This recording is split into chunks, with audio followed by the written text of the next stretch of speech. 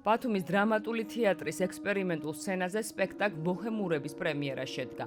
პრემიერა თეატრის 157 თეატრალური სეზონის ფარგლებში გაიმართა.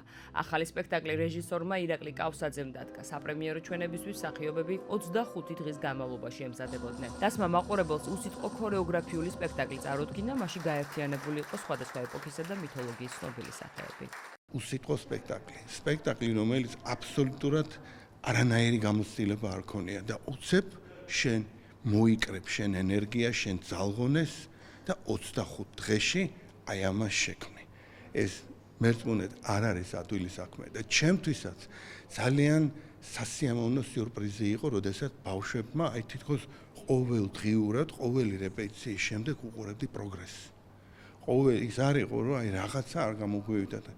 არა, ყოველ დღე მიცახთი, სულ გაკვირვებული ვიყავი ყოველი რეპეტიციის მერე იმდენად ჩართულები და მონდომებულები იყვნენ, რაც ჩემთვის იყო პირდაპირ ჩემს მიმართ იყო ძალიან დიდი პატივისცემა. დღევანდელი პრემიერა ძალიან წარმატებულად შედგა. მე ასე ვთვლი და ჩემი მიწიდგნენ სცენაზე.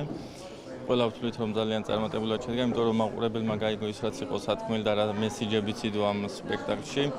ქვეტექსტიც, ასე ვთქვათ, ჩემი აზრით ეს მაყურებლამდე მივიდა.